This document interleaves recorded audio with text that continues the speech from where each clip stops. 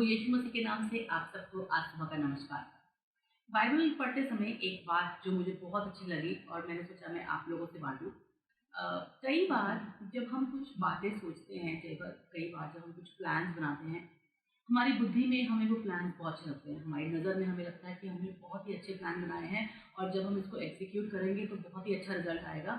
पर जब हम उन बातों को जो हमने सोची हैं बोलने लगते हैं तो हमें एप्रोप्रिएट वर्ड नहीं मिलते, सही शब्द नहीं मिलते अपनी बातों को एक्सप्रेस करने के लिए।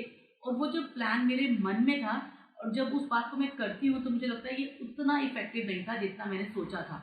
मुझे लगता है आपके साथ भी ऐसा होता होगा। कई बार हम सोचते हैं कि जब हम अपनी फैमिली में बात करेंगे तो हम इस बात को ऐसे कहेंगे और अगर सामने वाले ने ये कहा तो फिर मैं ऐसे कहूँगा और ये बात बहुत ही अच्छे से मैं रख पाऊँगा। ऑफिस में मीटिंग होगा और मैं इस बात को इस तरह रखूँगा और ये बहुत ही इफेक्टिव मीटिंग जाएगा। पर मन में तो वो बातें बहुत अच्छे से स्ट्रीमलाइन हो चुकी हैं, पर जब बोलने की बारी आती है तो हम उसको उतने अच्छे से एक्सप्रेस नहीं कर पाते। और जब सामने वाला उस बात को बोलता है तो हमें लगता है यही तो मैं बोलना चाह रहा था, यही तो मेरे अंदर चल रहा था, पर मैं उस बात को वैसे क्यों नहीं रख पाया। यदि आपका भी ये स्ट्रगल है तो आपके लिए परमेश्वर के वचन से एक बात कहना चाहूँगी जो आपको मिलेगा। नीति वचन उसका 16वां अध्याय उसका पहला वर्ष लिखा है, मन की युक्ति मनुष्य के वश में रहती है, परंतु मुंह से कहना यहोवा की ओर से होता है। जो युक्तियां हम अपने मन में बनाते हैं वो आपके और मेरे वश में है। लिखा है, मन की युक्ति मनुष्य के वश में रहती है।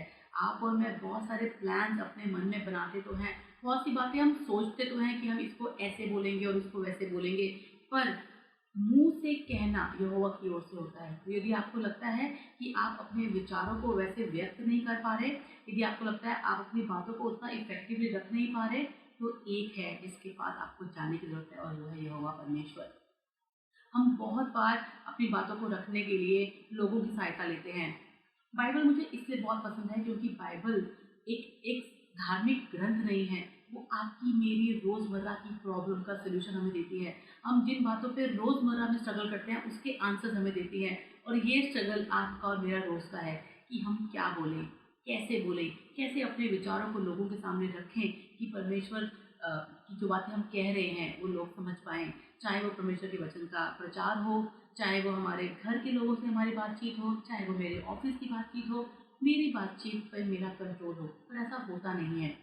इसके लिए परमेश्वर का वचन कहता है कि जो बातें हमारे मुंह से निकलती हैं वो यहोवा की ओर से होती हैं। तो यदि आप चाहते हैं कि आपके मुंह से वो बातें निकले जो इफेक्टिव हो, तो आपको उसके सोर्स के पास जाने की जरूरत है। आपको उसके पास जाने की जरूरत है जो उन बातों को कंट्रोल करता है, जिसके हाथ में उसका नियंत्रण है, और वो यहोवा परमेश्वर है। सच मानिए, जब अपने विचारों को परमेश्वर के सामने रख देंगे, परमेश्वर उन विचारों को शब्दों के द्वारा लोगों के सामने कैसे रखना है इसमें आपकी सहायता करेंगे। आप अपनी ज़िंदगी में एक शिफ्ट देखेंगे, आप अपनी बातचीत में एक शिफ्ट देखेंगे, एक नया लेवल आपके सामने ओपन हो जाएगा।